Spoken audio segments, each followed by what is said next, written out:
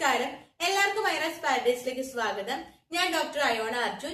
ഇന്ന് ഞാൻ നിങ്ങളോട് ഷെയർ ചെയ്യാൻ പോകുന്നത് കർക്കിടക കഞ്ഞി എപ്പോൾ തൊട്ട് കുടിക്കാം, അല്ലെ കർക്കിടക കഞ്ഞി ആർക്കൊക്കെ കുടിക്കാം, ഇങ്ങനെ ഒട്ടനവധി ഡൗട്ടുകൾ നിങ്ങൾക്കുണ്ടല്ലേ. പണ്ടുള്ള ആൾക്കാരൊക്കെ ഞവരി അരിയൊക്കെ വെച്ച് സ്വന്തമായി വീട്ടിൽ തന്നെയാണ് ഈ ഔഷധ കഞ്ഞി ഉപയോഗിച്ചുകൊണ്ടിരുന്നത്, പ്രിപ്പയർ ചെയ്തുകൊണ്ടിരുന്നത്. ഇപ്പോൾ അതിനൊക്കെ ഭയങ്കര പ്രയാസമല്ലേ. അതുകൊണ്ട് തന്നെ കമ്പനികൾ കഷായ കൂട്ടും അരിയും എല്ലാം കൂടെ ഇപ്പോൾ ഒരു കർക്കിടക കഞ്ഞി കിറ്റായിട്ട് തന്നെ ഇറക്കിയിട്ടുണ്ട്. ഇപ്പൊ ക്ലിനിക്കിൽ വരുന്നവർക്കാണേലും മറ്റു ഫ്രണ്ട്സിനാണേലും ഡൗട്ട് ഉള്ളത് ഏത് ബ്രാൻഡാണ് ഏറ്റവും നല്ലതെന്നാണ്.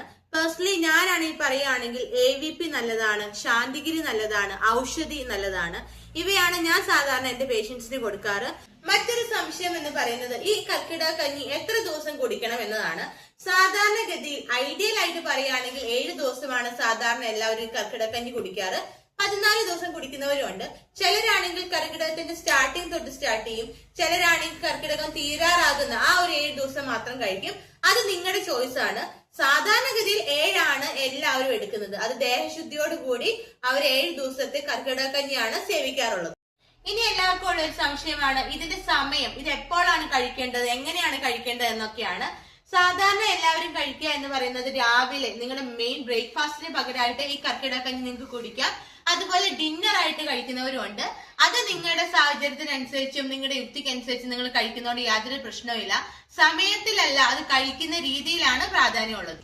മറ്റൊരു മെയിൻ ഡൗട്ട് എന്താന്ന് ചോദിച്ചാൽ എന്തുകൊണ്ട് ഈ കർക്കിടക കഞ്ഞി ഈ കർക്കിടക മാസത്തിൽ മാത്രം കുടിക്കുന്നു, എന്തുകൊണ്ട് മറ്റു മാസങ്ങളിൽ ഇത് കുടിക്കുന്നില്ല എന്നതാണ്.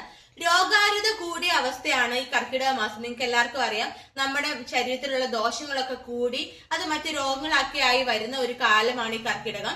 ആ സമയത്ത് കുടിക്കുന്നതാണ് ഏറ്റവും നല്ലത്. നിങ്ങളുടെ രോഗപ്രതിരോധ ശേഷി കൂട്ടാനും മറ്റു രോഗങ്ങളിൽ നിന്നെല്ലാം തടയാനൊക്കെ ഈ കർക്കിടക കഞ്ഞി നമ്മളെ സഹായിക്കുന്നതായിട്ട് നമ്മുടെ പല പല സയൻസിലും പറയുന്നുണ്ട്. ദേഹശുദ്ധി എങ്ങനെയാണ് വരുത്തുന്നത് എന്നാണ് ബാക്കിയുള്ളവർക്കുള്ള ഡൗട്ട്. ദേഹശുദ്ധി വരുത്തുന്നതിന് ഏറ്റവും പ്രധാനമായിട്ട് എല്ലാവരും ചെയ്യുന്നത് നിങ്ങളുടെ ദോഷങ്ങളെല്ലാം എലിമിനേറ്റ് ചെയ്യാൻ വേണ്ടി വയറിളക്കി കളയുക, അതിനുശേഷം ഈ കഷായം കഞ്ഞി ഉപയോഗിക്കുകയൊക്കെയാണ് ചെയ്യുന്നത്. ഇപ്പോൾ പലരും അത് ചെയ്യാറില്ല. അത് ഒതന്റിക് ആയിട്ടുള്ള ഒരു വേ എന്ന് പറയുന്നത് നമ്മൾ വയറിളക്കി നമ്മുടെ ദോഷാസൊക്കെ എലിമിനേറ്റ് ചെയ്ത് കളഞ്ഞതിന് ശേഷം നമ്മൾ ഈ കർക്കിടക കഞ്ഞി അതുപോലെ എണ്ണ തേച്ചുള്ള കുളിയൊക്കെ സ്റ്റാർട്ട് ചെയ്യുന്നതാണ് ഏറ്റവും ഉത്തമം. അടുത്ത സംശയം എന്ന് പറയുന്നത് ഈ കർക്കിടക കഞ്ഞിയുടെ കൂടെ നോൺ വെജ് ഒക്കെ കഴിക്കാമോ എന്നാണ്. ഒരു കാര്യം ഞാൻ പറയട്ടെ, കർക്കിടക കഞ്ഞി എന്ന് പറയുമ്പോൾ അതിന്റെ കൂടെ ഒരിക്കലും നമ്മൾ നോൺ വെജ് കഴിക്കാൻ പാടില്ല. എണ്ണ അല്പമേ യൂസ് ചെയ്യാൻ പാടുള്ളൂ. നമുക്ക് ഇപ്പോൾ കഴിക്കാൻ ബുദ്ധിമുട്ടാണെങ്കിൽ തോരനൊക്കെ നമുക്ക് യൂസ് ചെയ്യാം. തോരന്റെ കൂടെ നമ്മൾ തോരൻ ഉണ്ടാക്കുമ്പോൾ പോലും കുറച്ച് എണ്ണയിൽ വേണം തോരൻ ഉണ്ടാക്കാൻ. അതുപോലെ ചമ്മന്തി ഒക്കെ ഉപയോഗിച്ച് നിങ്ങൾക്ക് കഞ്ഞി കുടിക്കുന്നത് വളരെ നല്ലതാണ്. അതുപോലെ എക്സസൈസ് ചെയ്യാവുന്ന ചിലർ ഡൗട്ട് ചോദിക്കുന്നുണ്ട്. ജിമ്മിൽ പോകുന്ന ചേട്ടന്മാർക്കൊക്കെ ജിമ്മ് മിസ്സാവോ, ഹെവി എക്സസൈസ് ഒക്കെ ചെയ്യുന്നതിൽ വിഷയമുണ്ടോ എന്നൊക്കെ ചോദിക്കുന്നുണ്ട്. നിങ്ങൾ ഈ സമയത്ത് വളരെ കഠിനമായിട്ടുള്ള അധ്വാനങ്ങളൊക്കെ നിർത്തിവെക്കുന്നതാണ് ഏറ്റവും നല്ലത്. നിങ്ങൾക്ക് ലൈറ്റ് ആയിട്ടുള്ള എക്സസൈസ് ഒക്കെ ചെയ്യുന്നതുകൊണ്ട് കുഴപ്പമൊന്നുമില്ല. അതുപോലെ നിങ്ങൾക്ക് നടക്കാൻ പോകാം, യോഗ ചെയ്യാം, അതിനൊന്നും ഒരു വിഷയമില്ല. എല്ലാവർക്കും ഉള്ള ഒരു സംശയം എന്ന് പറയുന്നത് കുട്ടികൾക്ക് ഈ കർക്കിടക കഞ്ഞി കൊടുക്കാവോ എന്നാണ്. അതുപോലെ വയസ്സായവർക്കൊക്കെ കൊടുക്കാവോ എന്നാണ്.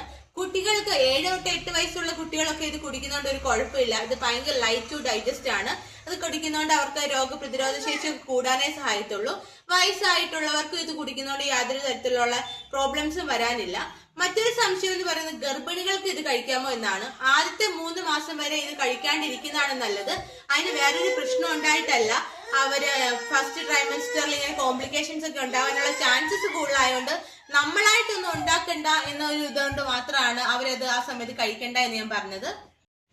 ചിലർക്ക് കഷായക്കൂട്ടിന് ഭയങ്കര കയ്പാ, ഇത് എങ്ങനെ കഴിക്കും, ഇതിന് വേറെ വല്ല രീതിയിലും കഴിക്കാമോ എന്നൊക്കെ ചോദിക്കുന്നവരുണ്ട്. നിങ്ങൾക്ക് ശർക്കര അല്ലെങ്കിൽ വെള്ളം ഒക്കെ യൂസ് ചെയ്ത് ഇതൊരു പായസം പോലെ നിങ്ങൾക്ക് കുടിക്കുന്നത് നല്ലതാണ്. നിങ്ങൾക്ക് ഇത് പറ്റുന്നില്ല, ഇതിന്റെ ടേസ്റ്റ് പറ്റുന്നില്ലെങ്കിൽ ഈ രീതിയിൽ കഴിക്കുന്നത് നല്ലതാണ്. പിന്നെ BP, കൊളസ്ട്രോൾ, തൈറോയിഡ്, ഷുഗർ അങ്ങനെയുള്ള അസുഖങ്ങളുള്ളവരൊക്കെ ഇത് കഴിക്കാൻ പാടുണ്ടോ എന്ന് പലരും ചോദിക്കാറുണ്ട്. നിങ്ങൾ കഴിക്കുന്നതുകൊണ്ട് കുഴപ്പമില്ല. ഞവരി അരിക്ക് പകരം ചാമ അരിയോ തീന അരിയോ ഒക്കെ യൂസ് ചെയ്തിട്ട് നിങ്ങൾ ഉണ്ടാക്കി കുടിക്കുകയാണെങ്കിൽ അതാണ് ഇച്ചിരൂടെ നല്ലത്. അപ്പൊ നിങ്ങളുടെ സംശയങ്ങളെല്ലാം തീർന്നു കാണുമെന്ന് ഞാൻ വിശ്വസിക്കുന്നു. ഇനി എന്തെങ്കിലും സംശയങ്ങൾ ഉണ്ടെങ്കിൽ കമന്റ് രേഖപ്പെടുത്തുക. വീണ്ടും നല്ല നല്ല വീഡിയോസ് ആയിട്ട് വരുന്നതായിരിക്കും. Until then, thanks for watching.